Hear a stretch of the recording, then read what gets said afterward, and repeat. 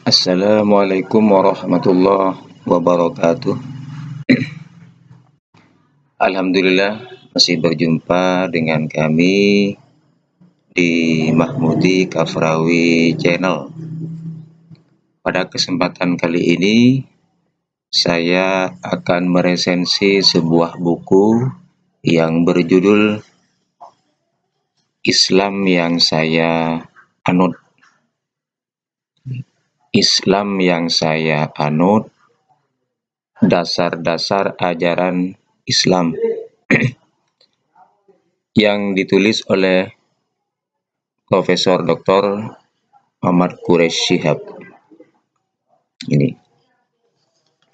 Buku ini menjelaskan tentang apa yang dianut oleh Prof. Qureshi, bagaimana isinya. Secara garis besar, isi dari buku ini adalah apa yang dianut oleh Prof. Qureshi, yaitu meliputi 3 tokoh itu ya.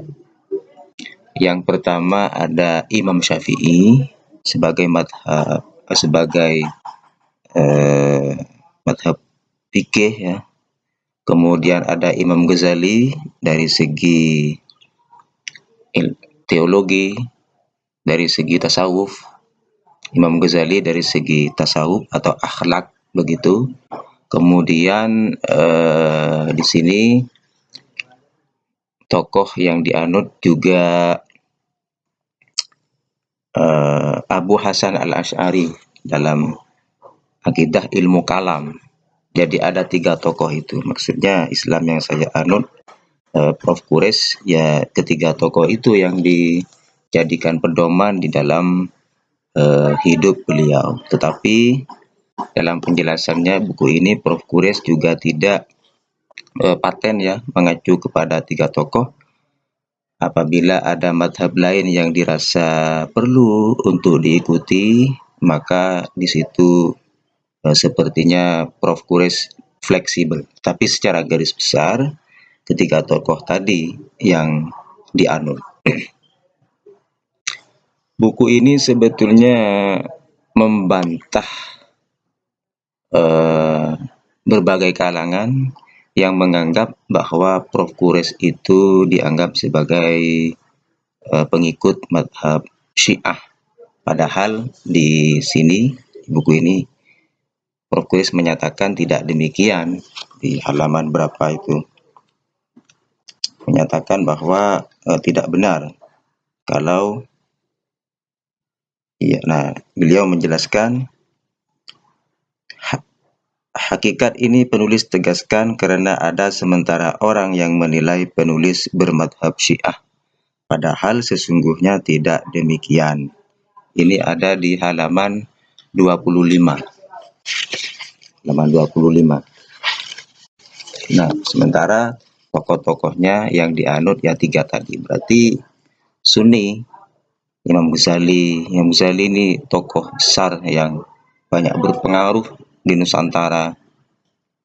Di berbagai pesantren, kitabnya dijadikan pedoman seperti Ihya Ulumuddin ya, kitab tasawuf yang berisi seperempat itu. Ada 4 juz.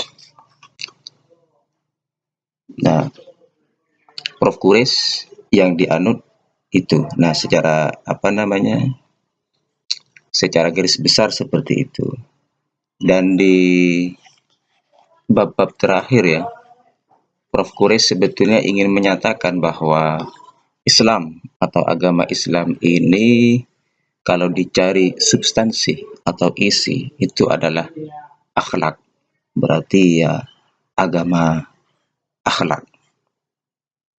Coba kita ingat dalam hadis ada innama bu'istu liutammima makarimal akhlak. Hanya saya diutus untuk memperbaiki akhlak. Berdasarkan itu maka Islam itu berisi akhlak begitu ya. Jadi dimensi batin, dimensi spiritual, itu yang diutamakan. Ada misalkan orang rajin sholat tetapi perilakunya masih tidak mencerminkan sebagai sosok muslim, nah itu juga tidak benar. Saya rekomendasikan Anda untuk membaca buku ini. Terima kasih.